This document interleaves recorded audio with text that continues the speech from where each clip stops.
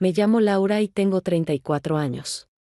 Durante varios años viví en Barcelona, en un piso de la Avinguda Paral·lel, una calle llena de voces y movimiento, donde la noche casi nunca es completamente oscura y la mañana llega con el olor a café y los sonidos de las entregas tempranas a los cafés cercanos. Tenía un trabajo estable en una oficina, sentada frente al ordenador de 9 a 17, revisaba documentos, respondía correos electrónicos, me llevaba a mí misma a la máquina de café y luego de vuelta, como por inercia. Tenía estudios superiores, seguro médico, fines de semana planificados, vacaciones según calendario y un sueldo que alcanzaba para una vida cómoda. Y además, tenía marido, Manuel.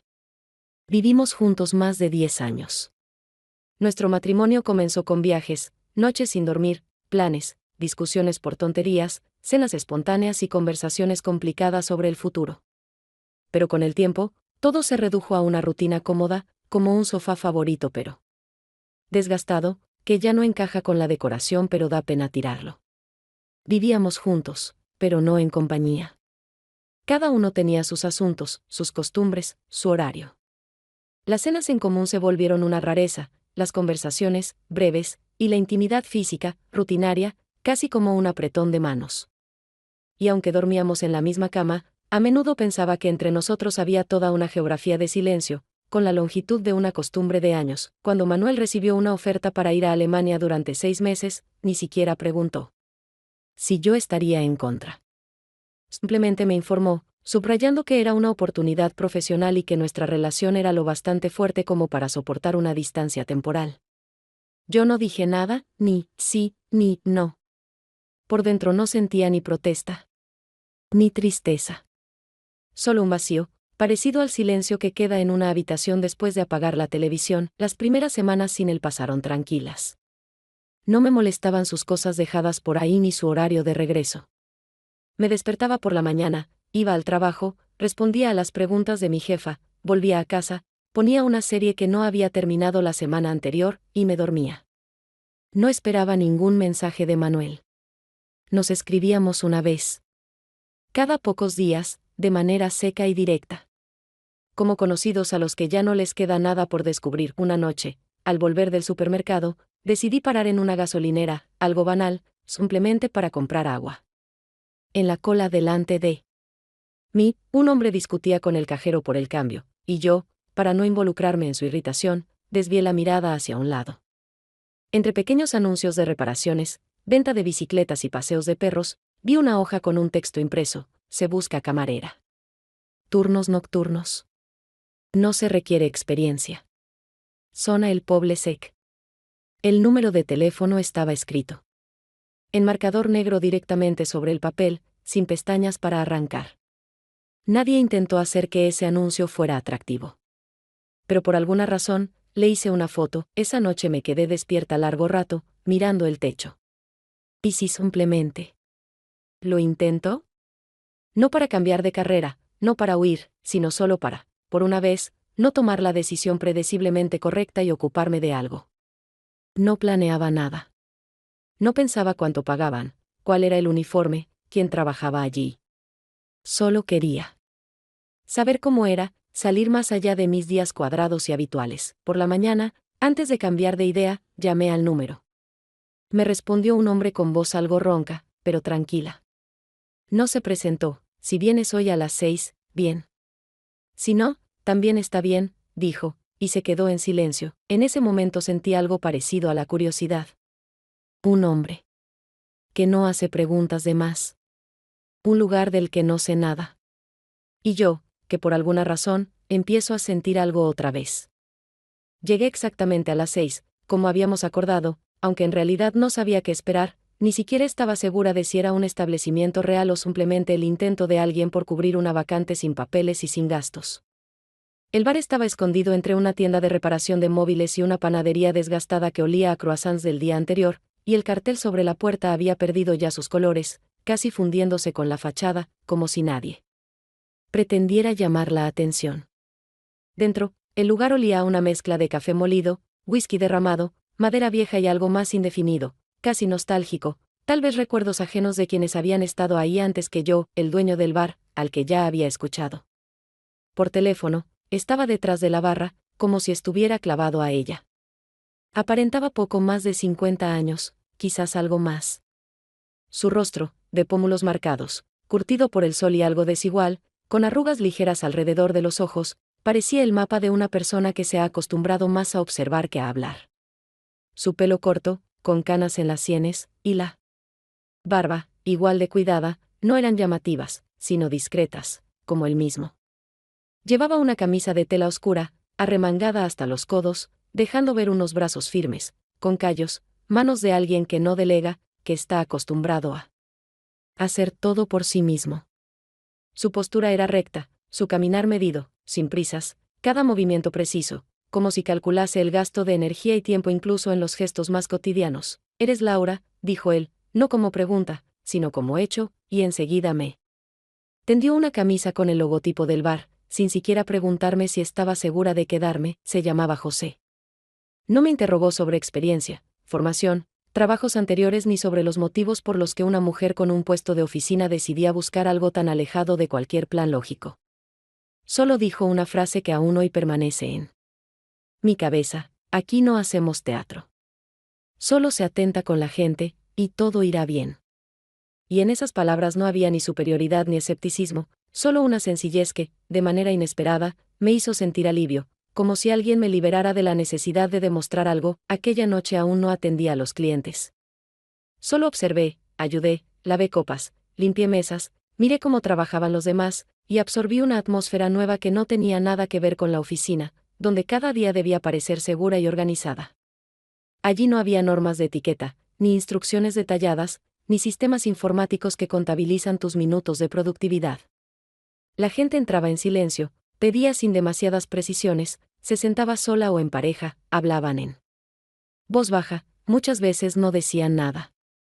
Allí no se fotografiaban los platos, no se grababan stories, no preguntaban por las mejores opciones del menú. Ese lugar no exigía ser moderno, simplemente existía. En algún momento noté que el reloj en la pared iba 15 minutos atrasado, pero nadie lo corregía. En los alféizares había viejas macetas con hojas secas que nadie tiraba. La caja registradora chirriaba como si suplicara por una jubilación. Y aun con todo eso, cada elemento del interior tenía su historia, una historia que se sentía con la piel, aunque nadie la contara. Cuando se fueron todos los clientes, José me puso delante una taza de café, sin palabras, sin explicaciones. Y la bebimos en silencio, en la cocina, tan pequeña que cada movimiento ocurría casi en contacto. En su silencio no había tensión ni indiferencia, al contrario, parecía denso, como una manta cálida que alguien te pone sin preguntar. Si tienes frío. No me sentía ajena ni provisional. Y aunque era el primer lugar en mi vida donde no tenía un rol, un estatus o unas obligaciones claras, sentí que por alguna razón quería volver al día siguiente. De camino a casa no pensaba ni en Manuel, ni en el trabajo, ni en lo que diría si alguien me preguntaba en qué trabajaba. En mi cabeza solo resonaba la frase de José: se atenta con la gente. Y tal vez lo fui, por primera vez en mucho, mucho tiempo. Pasaron varias semanas desde que comencé a cubrir los turnos de noche, y con cada nueva jornada, el bar me parecía no solo un lugar de trabajo, sino algo parecido a una realidad alternativa, donde el tiempo fluía de otro modo y las personas se comportaban de forma más auténtica que en cualquier otro sitio fuera de sus paredes. El cansancio después de cada turno no era el mismo que sentía en la oficina, no entumecía el cuerpo, al contrario, me dejaba una extraña sensación de calma, como si cada acción realizada, cada copa servida, cada plato recogido tuviera sentido, aunque fuera el más sencillo. Sabía dónde estaban los vasos limpios, cuánto queso quedaba en la nevera, qué tipo de whisky prefería el viejo Ángel, que venía todas las noches a las 9, y sentía que ese conocimiento, aunque no académico, también tenía su valor. Entre José y yo no había largas conversaciones, pero con el tiempo nuestras frases breves empezaron a cambiar, no se volvieron más largas, pero empezaron a contener más que simple información práctica. Su mirada, siempre directa y concentrada, comenzó a detenerse más tiempo en mí, y yo me descubrí devolviendo esas miradas en silencio, como si entre nosotros se hubiese establecido un vínculo invisible que no necesitaba ser explicado. Después de un turno especialmente tenso, cuando dos clientes habituales armaron una discusión y una de las bandejas cayó al suelo, rompiéndose en decenas de pedazos, nos quedamos solos en la cocina. Yo estaba sentada en un taburete alto, tratando de calmar el temblor en las piernas, y él, en silencio, me colocó delante una taza de café, como ya se estaba volviendo costumbre. No dijimos nada, porque ambos sabíamos que había sido un día difícil, pero no desesperado.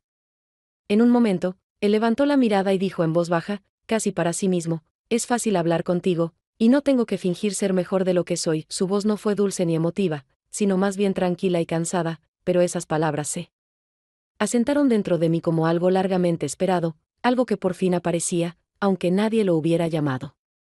No respondí.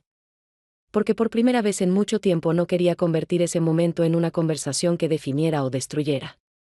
Algo en mí se encogió, no de dolor, sino con suavidad, como un recordatorio de que todavía era capaz de sentir. Nos quedamos así unos 10 minutos más, sin llenar el silencio, y por primera vez ese silencio no parecía un vacío. No tenía expectativas románticas, no me construía escenas imaginarias ni fantaseaba con el desarrollo de los acontecimientos. Pero desde aquella noche, algo cambió en nuestra interacción. José se volvió más atento a los detalles, como si de pronto me viera no como una camarera ocasional que llegó de paso, sino como parte de un lugar que le importaba. No me tocaba sin necesidad, pero su presencia siempre se sentía cerca, incluso cuando estábamos en extremos opuestos del bar, como si entre nosotros se hubiera formado un campo de silencio donde cada gesto tenía peso. Volvía a casa sin euforia, pero con una nueva claridad, en el aire de la noche, en mis manos sucias, en mis hombros cansados, en las palabras no dichas que eran más profundas que muchas de las que había dicho antes. Y aunque formalmente seguíamos siendo casi desconocidos, yo sabía que, al menos en esta ciudad, había una persona que me veía no por mis funciones ni mis roles, sino a través de la mirada y el silencio. Una de esas noches, cuando Barcelona ya se había enfriado tras el calor y el aire nocturno traía tímidamente aromas del mar mezclados con el polvo de calles viejas que hacía tiempo no veían llover, tenía el día libre y regresaba de un paseo sin compañía, sin propósito, sin ruta. Simplemente me permití caminar hacia donde me llevaban los pies, no el horario ni el sentido común. Ya era tarde, pero no tanto como para que la ciudad durmiera. Justo en ese momento las calles adquirían una apariencia especial, semivacías, con luces tenues en las ventanas y esa extraña sensación de que la vida en esas horas se vuelve más honesta, porque ya no hay necesidad de demostrarle nada a nadie. Al pasar por el bar, noté que la puerta, que normalmente ya estaría cerrada, seguía entreabierta. Dentro, la luz brillaba débilmente, como una lámpara de noche, y tras ella, en el pasillo entre la barra y la cocina, estaba José. No hacía ningún gesto, no me llamaba, no sonreía, pero estaba ahí, tranquilo, silencioso, seguro, como siempre. Me detuve, nos cruzamos la mirada, y él preguntó muy simplemente, sin reproche ni celos en la voz: ¿estabas con alguien? Su pregunta no me pareció impertinente ni controladora, más bien al contrario, tenía algo profundamente humano, no sobre celos, sino sobre querer saber si aún me pertenecía a mí misma, o si ya me había perdido de nuevo en la compañía de alguien. Respondí con honestidad, sin pausa, sin adornos ni intentos de ocultar nada: no. Solo conmigo. No sonrió, no fingió que eso lo conmovía o sorprendía, pero su silencio, que llegó después de mis palabras, fue denso, casi físico, y en él escuché más que en cualquier otro de nuestros intercambios. No era ese tipo de silencio cuando no sabes qué decir, sino aquel en el que ya todo ha sido dicho y no hay necesidad de repetirlo. Entré, y la puerta se cerró tras de mí con un clic suave. El bar ya estaba casi recogido, las copas boca abajo, las sillas levantadas sobre las mesas, el suelo aún olía ligeramente a trapo húmedo. José se acercó, pero no con la intención evidente que podría esperarse tras una escena así, sino con una extraña mezcla de respeto, contención y calidez. Nos quedamos uno frente al otro, y ya no recuerdo quién dio el primer paso, pero entre nosotros ocurrió un beso, no apresurado, no apasionado, no como en las películas, sino lento, casi tímido, pero sincero, como el gesto de alguien que por primera vez se permite tocar algo importante. En él no había promesas, ni planes, ni siquiera un indicio de un gran comienzo, solo una constatación tranquila: algo entre nosotros ya existía, y eso bastaba para dejar de fingir que no pasaba nada. Cuando nos separamos, José no dijo nada, no preguntó si quería quedarme, no intentó sellar el momento con alguna frase.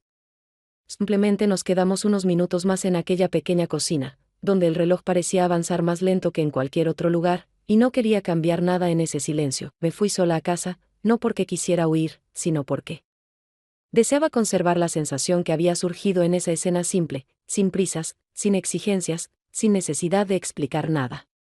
Caminando por la calle, no pensaba en lo que vendría después, sino en que, por fin, estaba otra vez cerca de mí misma. Pasaron algunos días desde aquella noche, y aunque nada cambió oficialmente entre nosotros, seguíamos trabajando en silencio, intercambiando miradas breves y gestos precisos tras la barra. Algo en nuestra dinámica era distinto.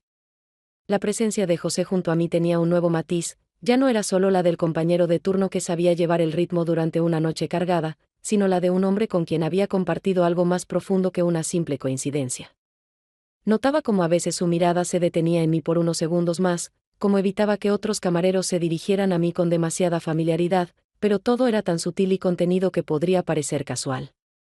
Si no fuera porque yo sentía cada detalle en la piel, y justo en esa delgada línea de equilibrio, apareció de pronto un recuerdo de mi pasado, un mensaje de Sandro, un excompañero con quien trabajábamos juntos en la empresa, antes de que Manuel se fuera a Alemania.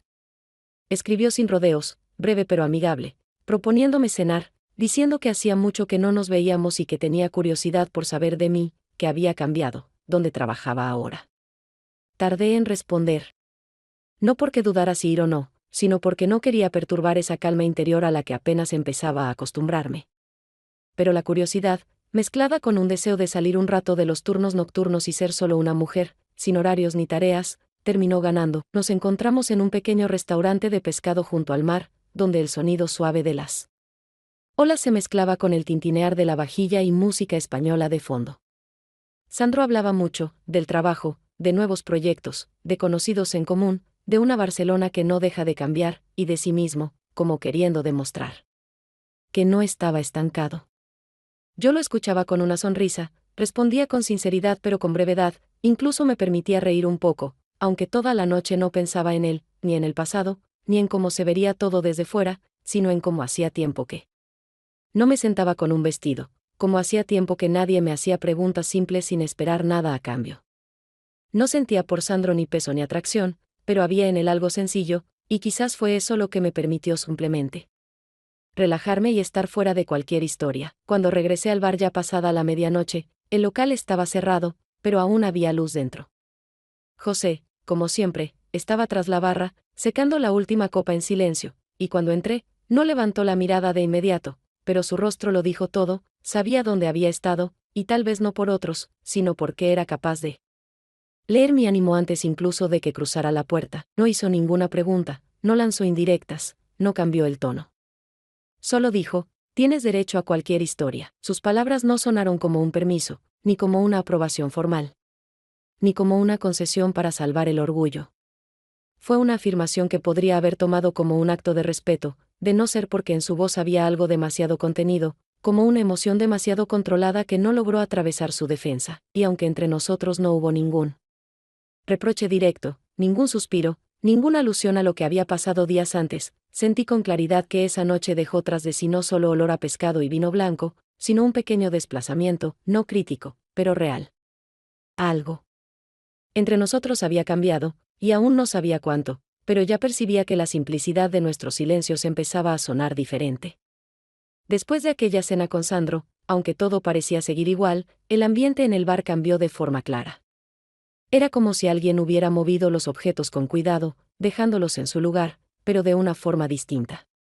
Nada estaba roto, pero ya no se sentía igual. José no dijo nada. No se alejó de manera evidente y tampoco cambió su forma de hablar. Sin embargo, en su mirada apareció algo nuevo. Era una distancia serena, no provocada por el enojo ni por la tristeza. Se parecía a la calma del agua justo antes de que llegue una tormenta. Él ya no se quedaba en la cocina después del turno. No preparaba café. No esperaba a que yo terminara de cambiarme. Tampoco buscaba encontrarse con mi mirada sin un motivo. Con el paso de los días, mis turnos empezaron a coincidir con los momentos en que José no estaba en el bar. Tampoco estaban quienes antes trabajaban a mi lado. Me encontré atendiendo noches complicadas, con clientes que hablaban fuerte o pedían cosas todo el tiempo. Algunos incluso se tomaban demasiada libertad, disfrazada de simpatía. Yo sabía que podía con eso. No necesitaba que me protegieran ni que sintieran lástima. Pero tenía claro que este cambio no era una coincidencia. Alguien había decidido que fuera así. Y ese alguien ya no quería tenerme cerca. Una noche, mientras cerraba el bar sola, limpiando el suelo pegajoso y lavando los platos, sentí que todo caía sobre mí. Entonces tomé una decisión. No era para recuperar nada, sino para cortar esa tensión que flotaba sin decirse. Cuando José entró por la puerta trasera, justo unos minutos antes del cierre, me acerqué y le hablé. Le pregunté por qué había dejado de hablarme como lo hacía antes. Mi voz no tenía reproche ni tristeza. Solo quería entender. No buscaba una disculpa ni pensaba reavivar lo que ya se apagaba. Quería una respuesta simple. José me miró. No sonreía, pero tampoco estaba molesto. Tenía la misma franqueza que usó el día en que me dijo que podía quedarme en el bar si trataba bien a las personas. Después de una breve pausa, dijo que simplemente no quería seguir engañándose. Su frase no sonó como un reproche ni como una despedida. No llevaba dramatismo. Era una afirmación tranquila, madura. Y por eso dolió más. En ese momento entendí que él también había sentido algo entre nosotros. Que eso tenía valor. Que incluso pudo crecer. Pero también comprendí que ya era tarde. No por culpa de uno solo, sino porque ninguno de los dos supo decir lo que sentía en el momento justo. Desde entonces, los turnos siguieron siendo formales. Nos saludábamos. Compartíamos la información del trabajo. A veces hablábamos del inventario o del horario.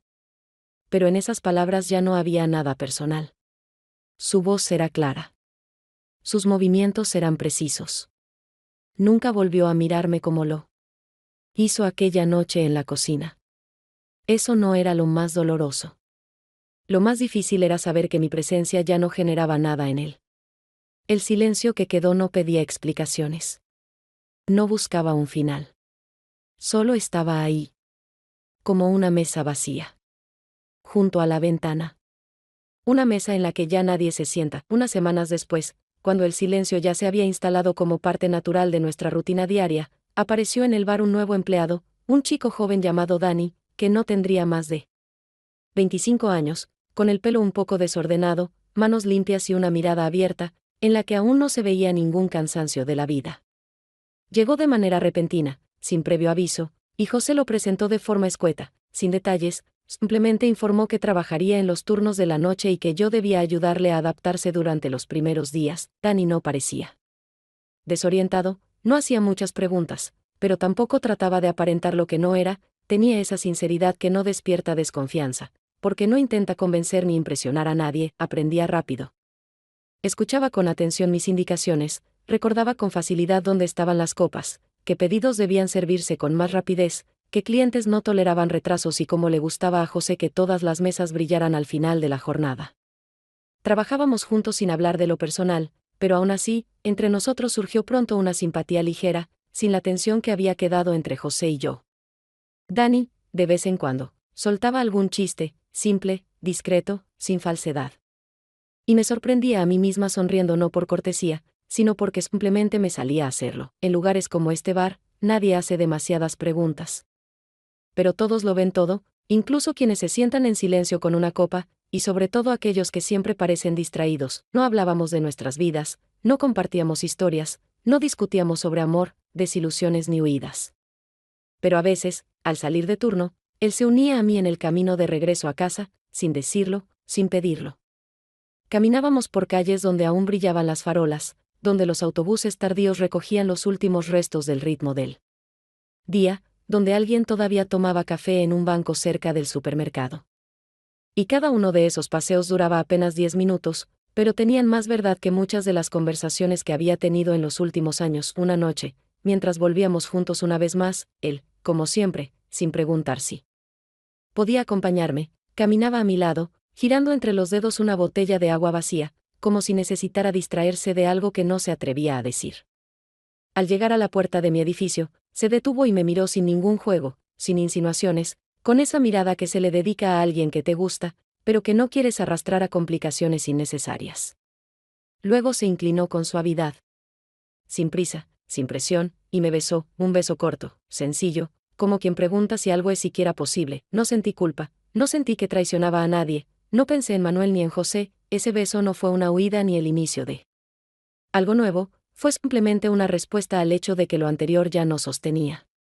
No quedaban en mí reproches, expectativas ni ilusiones, solo una tranquila conciencia de que, a veces, la cercanía surge no porque busques reemplazos, sino porque lo viejo ya no te habla en el idioma que aún eres capaz de entender. Cuando él se fue, sin mirar atrás, me quedé de pie unos minutos frente a mi edificio, observando la ventana oscura de mi piso, en la que no había ni calor ni frío, solo una ventana, solo un espacio. Y entonces entendí que, a veces, unos labios ajenos pueden recordarte que sigues viva, no enamorada, no feliz, no inspirada, simplemente, aún viva. La siguiente vez que llegué al bar antes de mi turno, José ya estaba allí, de pie junto al frigorífico, anotando algo en una libreta sin levantar la vista, como si estuviera completamente concentrado en sus cálculos, aunque yo sabía que siempre notaba todo antes incluso de que alguien cruzara la puerta. Dani no apareció, no llegó tarde, no escribió, no avisó, simplemente desapareció del horario, del espacio del bar, y, al parecer, de la propia ciudad. Miré varias veces hacia la puerta, esperando que en cualquier momento entrara, se disculpara, dijera que estaba enfermo, o diera alguna explicación, aunque fuera vaga. Pero la puerta permaneció cerrada, y la noche fue tomando su ritmo habitual. En la pizarra donde normalmente se anotaban los turnos del personal, su nombre había sido borrado, como si nunca hubiese estado allí. No pregunté, no exigí explicaciones. No intenté averiguar si había sido decisión de José o del propio Dani, porque en ese momento ya estaba claro, no fue una coincidencia ni un simple cambio en la plantilla, fue un final, silencioso y definitivo. Una ausencia que no necesitaba ni palabras ni confirmación, porque a veces es el propio silencio el que lo dice todo. Trabajé toda la noche sin permitirme distracciones ni pensamientos personales, los pedidos llegaban uno tras otro, las copas resonaban con fuerza contra la barra de madera, los rostros de los clientes se confundían en el ruido general, pero a la vez sentía con claridad que José me observaba. Su mirada, aunque no se posaba directamente en mí, estaba presente todo el tiempo, como si intentara medir cómo reaccionaría ante la desaparición de Dani, si habría en mi confusión, enojo, decepción, o tal vez un intento de arreglar algo, pero no mostré nada, no porque fingiera ni porque tratara de mantener una pose, sino porque por dentro ya no quedaba ese dolor agudo que antes apretaba el pecho con cada pérdida, por pequeña que fuera, solo quedaba una sensación parecida a un peso que no aprieta, pero que te recuerda su existencia cada vez que cambias de postura. José y yo intercambiamos algunas frases necesarias, cuánto quedaba de cerveza, si se habían pedido servilletas, cuándo llegaría el próximo reparto, y cada palabra sonó correcta, precisa, sin una sola nota emocional, algo que, pocas semanas antes, habría sido impensable. Su cortesía se volvió parte del ritual, no fría, no hostil, sino cuidadosamente delimitada, como una valla entre dos parcelas vecinas, puesta no por conflicto, sino por simple comodidad. Ambos sabíamos que algo entre nosotros se había roto, pero habíamos decidido no recoger los pedazos, no pegar nada de nuevo, porque en esta nueva forma de calma, aunque sin calor, había algo necesario. Tal vez en esta distancia cada uno se sentía más seguro, sin esperanza, pero también sin dolor. Al final del turno me quedé limpiando sola, no porque alguien lo ordenara, sino porque José se había ido sin despedirse. Su ausencia no parecía casual, y ya no buscaba interpretaciones ocultas, simplemente seguí limpiando las mesas, recogí las copas, me quité el delantal y lo colgué en el gancho junto a la puerta. En el espejo detrás de la barra vi mi reflejo, un rostro algo cansado, pero sereno, sin grietas, sin lágrimas, simplemente el rostro de alguien que ha hecho su trabajo y no espera nada más. Esa noche, al volver a casa, la ciudad no me pareció ni hostil ni indiferente, simplemente existía por su cuenta, igual que yo, y en eso había más verdad que en cualquier promesa. Y quizá fue la primera vez que no deseaba cambiar nada, solo aceptar que a veces los sentimientos no terminan con estruendo, no mueren en un conflicto, no explotan en drama, simplemente se apagan y dejan tras de sí una sombra tranquila, que seguirá caminando a tu lado, incluso cuando ya no duele. Una mañana, cuando aún no había logrado adaptarme al nuevo día y seguía en ese estado semidormido, llegó un mensaje al teléfono. No había nombre, solo un número, pero no necesitaba mirarlo para saber de quién era. Manuel, mi esposo, que 6 meses atrás se había marchado a Alemania, aparecía de nuevo, esta vez con una frase que pretendía sonar cálida: ya estoy en Barcelona, pronto estaré en casa, quiero verte. No preguntaba si me venía bien, si estaba lista para una reunión, ni siquiera si deseaba que él regresara a mi espacio, simplemente afirmaba un hecho, como siempre. y aunque una parte de mí quiso ignorar ese mensaje, hacer como si ya fuera otra persona con otra vida, respondí de manera escueta, sin adornos, bien, ¿cuándo? Porque sabía que evitar el encuentro solo sería postergar algo que de todos modos debía ser vivido. Manuel apareció en la puerta del piso con la misma naturalidad de siempre, como cuando volvía del trabajo, cargando una caja de regalos. Como si hubiera regresado de un viaje de negocios, y no de un periodo en el que nos habíamos distanciado definitivamente. Me trajo un bolso nuevo, café de Berlín, chocolate, perfume y también una propuesta: irnos el fin de semana a Valencia. Como hacíamos en los buenos tiempos, cuando un viaje en pareja era descanso y no una forma de salvar algo que hace tiempo dejó de respirar. No protesté, no lo analicé, simplemente acepté, no porque quisiera recuperar algo, sino porque sentía que era la última oportunidad de mirar la realidad a los ojos y decirme la verdad. Por incómoda que fuera, viajamos ese fin de semana. Tomamos una habitación con vista al mar, paseamos por las calles, comimos paella, pedimos vino, nos tomamos fotos, como turistas comunes que buscan escapar de lo cotidiano. Desde fuera todo parecía bien, incluso sonreíamos, hablábamos de cosas neutras, pero entre frase y frase se abrían campos enteros de silencio, donde no quedaba nada salvo la conciencia de que dos personas que alguna vez se conocieron hasta en los más mínimos detalles ahora hablaban idiomas que ya no compartían traducción. En un restaurante, sentados junto a la ventana, me dijo: ¿recuerdas cuando estuvimos aquí hace 5 años? Y yo sonreí, pero no respondí, porque no recordaba tanto aquella noche como ese frío extraño que por primera vez surgió entre nosotros y que ambos, entonces, decidimos ignorar. Lo más difícil resultó ser la noche, no por discusiones ni por falta de espacio, sino porque la cercanía física se convirtió en una formalidad.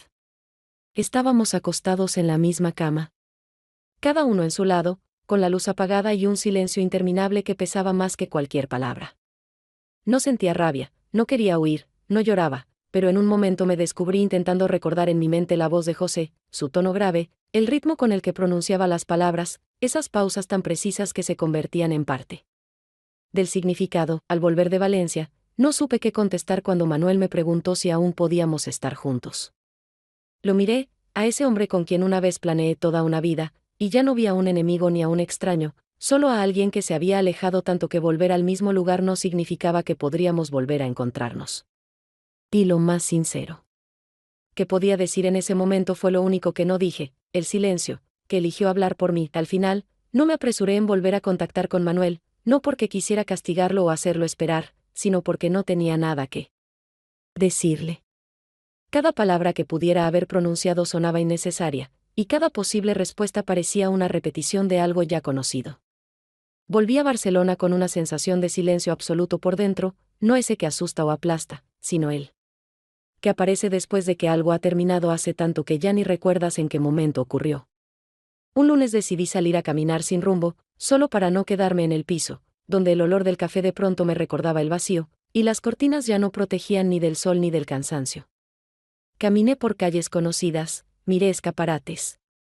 Crucé miradas con personas apuradas en sus quehaceres, y solo cuando llegué al barrio donde estaba el bar, entendí que mis pies me habían llevado hasta allí, como por inercia.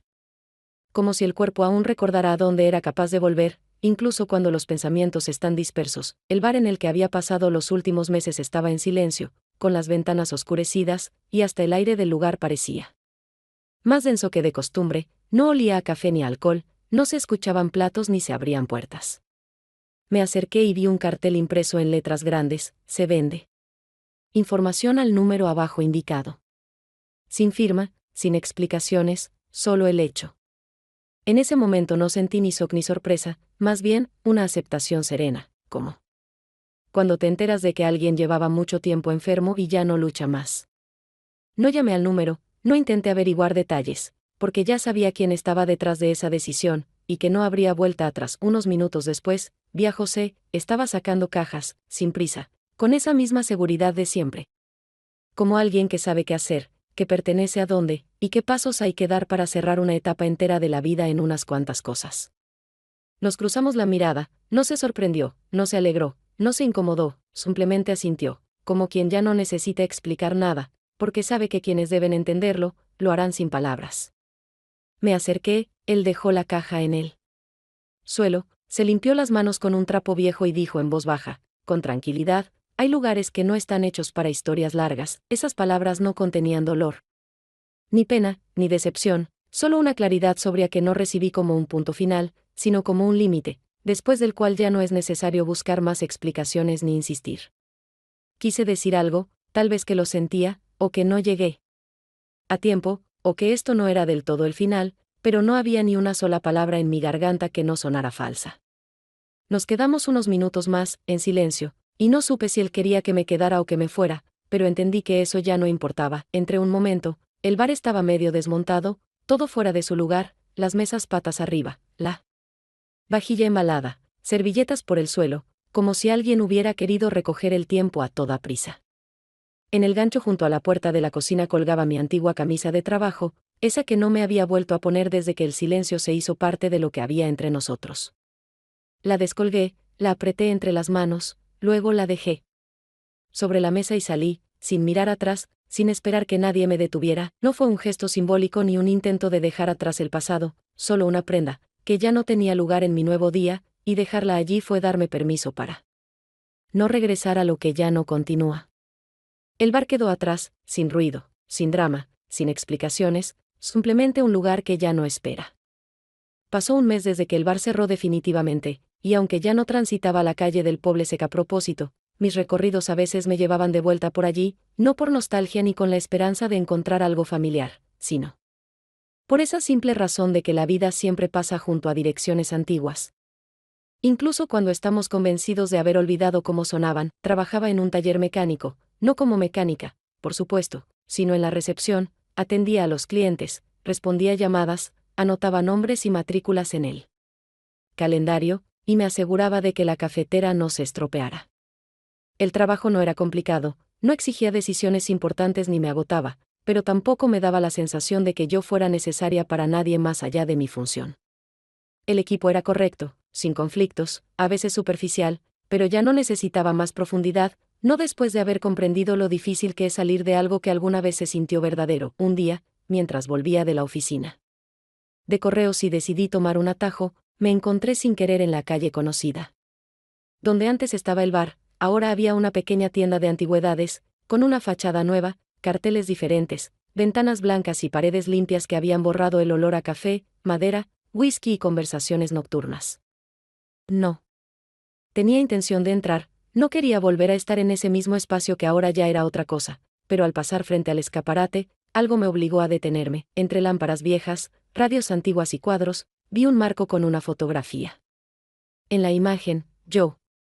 No una pose, no una sonrisa, no un retrato, sino un instante, yo de pie detrás de la barra, mirando hacia un lado, sosteniendo una taza de café, sin saber que alguien me fotografiaba. La foto era en blanco y negro, sin firma, sin explicación, simplemente una imagen entre muchas otras cosas a las que se les había encontrado lugar en un nuevo espacio. La miré largo rato, reconociendo no solo el rostro, sino ese estado de conciencia tranquila y cansada de estar en un momento que tiene valor, incluso si en su momento parecía solo rutina. No entré, no pregunté quién había dejado esa foto, si se vendía, si era un regalo. No tenía sentido buscar respuestas, porque ya sabía, José, que siempre hablaba poco, había dejado ese recuerdo no para mí, sino para el lugar, para ese espacio al que ya no pertenecíamos, pero que igual nos había conservado. Me di la vuelta y seguí caminando, despacio, no porque no quisiera irme, sino porque quería permitirme esa calma. No había dolor, no había deseo de volver, no sentía pérdida, solo una claridad parecida a tocarse a una misma. Algunas historias realmente no tienen continuación, no porque terminen mal, sino porque su valor está en que simplemente fueron.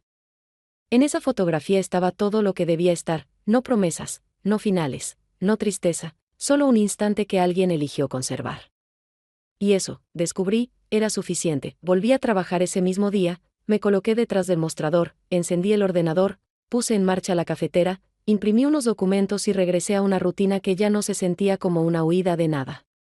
Esa noche no escribí a nadie, no busqué ninguna mirada ajena, no recordé nombres, solo supe que el tiempo sigue, y que algunas partes de mí permanecerán en viejos lugares, no como pérdida, sino como prueba de que, alguna vez, yo estuve allí.